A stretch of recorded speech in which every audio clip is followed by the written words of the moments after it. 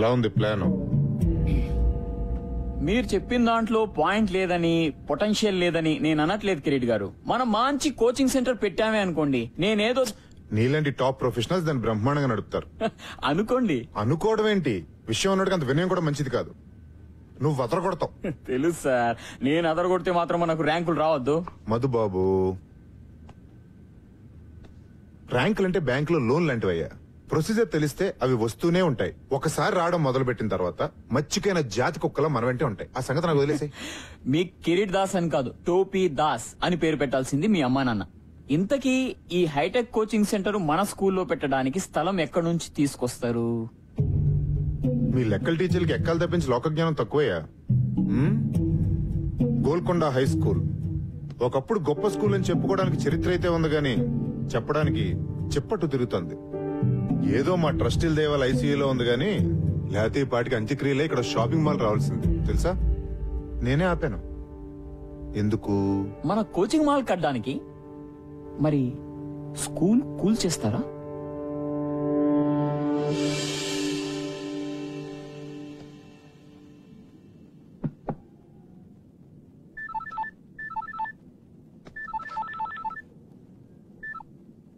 Hello Vishwanath గారు, నేను chairman గారు చెప్పండి సార్. ఒకసారి బోర్డు రూమ్కి వస్తారా? ఇప్పుడా? యా, కొంచెం ఇంపార్టెంట్. అదే మన ఫండింగ్ గురించి అనుకున్నాం కదా, దాని గురించి. వస్తున్నాను sir. Thanks for coming at short notice. Viswanath garu, మన బోర్డు అందరికీ జిహెచ్ఎస్ అంటే ఒక ప్రత్యేకమైన అభిమానం, ఇష్టం ఉన్నాయి. కానీ రిజల్ట్స్ లేకుండా ఈ స్కూల్ కి డబ్బులు ఇన్వెస్ట్ చేయడం చాలా కష్టం. కనీసం ఒక్క ఆస్పెక్ట్ లో, స్పోర్ట్స్, అకాడమిక్స్ ఆర్ మీకు ఇష్టమైన క్రికెట్ లో ఏదో ఒక్క దానిలో జిహెచ్ఎస్ ని మళ్ళీ టాప్ పొజిషన్ కు తీసుకుని వెళ్ళండి. I'm with you. లేకపోతే ట్రస్టీలు ఒప్పుకోవట్లేదు. కిరీట్ దగ్గర ఒక ప్రపోజల్ ఉంది, దాన్ని అందరూ సపోర్ట్ చేస్తున్నారు. కిరీట్? యా, కిరీట్ అంటే ఏదో బిజినెస్ ప్రపోజల్ అయి ఉంటుంది. అఫ్ కోర్స్, మన స్కూల్ గ్రౌండ్ లో ఒక ఐఐటి, ఎంసెట్ కోచింగ్ సెంటర్ కట్టాలని Kireet idea. What? I can't believe it. ఇది చాలా దారుణం సార్. ఆ గ్రౌండ్ లేకపోతే జిహెచ్ఎస్ ఆపుకోలేదట సార్. ఎంత చరిత్ర ఉంది సార్ ఆ గ్రౌండ్ కి, ఎన్ని జ్ఞాపకాలు, ఎన్ని విజయాలు. ఆ గ్రౌండ్ లేకపోతే. విశ్వనాథ్ గారు, ఏళ్ల కిందటి జ్ఞాపకాలకి ఏం విలువ ఉంటుందండి కిరీట్ లాంటి వాడికి? మీరేమైనా చేసి ఆ గ్రౌండ్ ని కాపాడాలి. ఏ క్షణమైనా కిరీట్ ఈ ప్రపోజల్ తో మీ దగ్గరికి రావచ్చు. అందుకే మిమ్మల్ని ముందే పిలిచి చెప్తున్నాను. Thank you mister Shah. Good luck.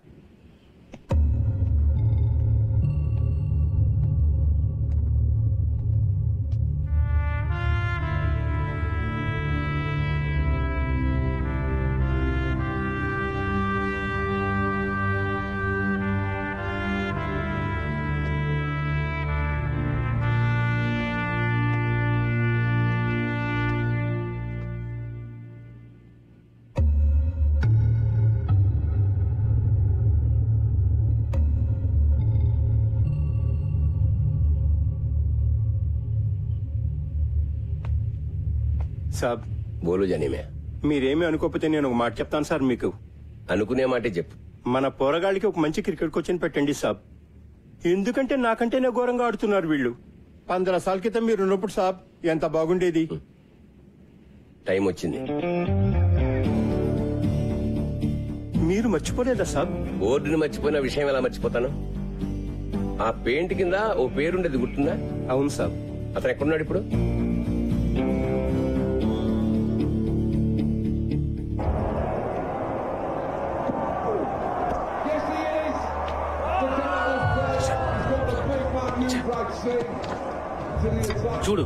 చూడరా మన వాళ్ళని. ఛాంపియన్స్ అన్నావుగా, ఒక్కడు కూడా బ్యాట్ పట్టుకుని రాదు. చెత్త టీం. బంగ్లాదేశ్, జింబాబే, కెన్యా అంటే తొడగొట్టేస్తారు. ఇక్కడికి రాగానే అన్ని జాడతాయి. రెడీ బగ్గర్స్. ఫిక్సింగ్ మావా, ఫిక్సింగ్. అంతా పైసా.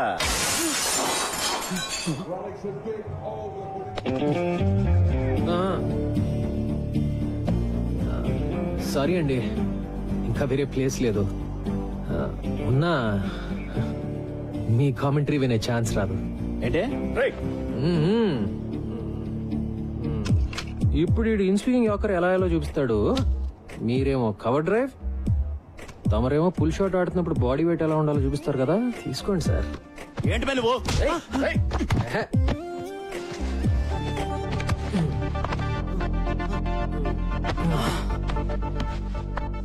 మన దేశంలో ఒకటే ఒక జబ్బాబాయ్, తెలిసిన విషయం సరిగ్గా చేయకపోవటం, తెలియని విషయం గురించి అతిగా మాట్లాడటం. నిన్ను చూడడానికి మాత్రం చదువుకున్న వాళ్ళగా ఉన్నావు. అప్పటి నుంచి ఇండియా టీంని తిడుతూనే ఉన్నావు. నీకేం చెప్తే అర్థం అవుతుంది? మ్యాచ్ మధ్యలో వర్షం కురిసి గాలివాటం మారింది, బ్రెట్లీ మిషెల్ జాన్సన్ లో బాల్ స్వింగ్ చేయడానికి ఆ మాత్రం చాలు అని చెప్తే అర్థం అవుతుందా? లేకపోతే ఓల్డ్ బాల్ ని రివర్స్ స్వింగ్ చేయడం నేర్చుకున్న Stuart Clark in swing yorker అద్దరగొట్టాడని చెప్తే అర్థం అవుతుందా? వాళ్ళు 100 కొడితే మనం 101 కొట్టాలి, లేకపోతే మనం 100 కొడితే వాళ్ళు 99 దాటకూడదు. అంతే నీకు తెలిసిన క్రికెట్ కదా. వదిలే సంపత్ సార్, మీరు కూడా రారా పదరా. ఎందుకు సంపత్ వాళ్ళతో? కోటింగ్ బాగానే ఇచ్చాను కదా.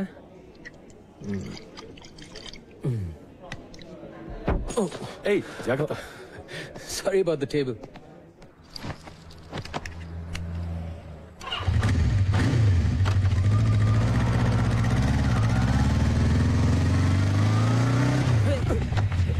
ముసలోడా, సంపత్ బాబు బాగున్నారా? జానిమియా? జిహెచ్ఎస్ జానిమియా? అవును. ఏంటిలా? ఏంటి సార్?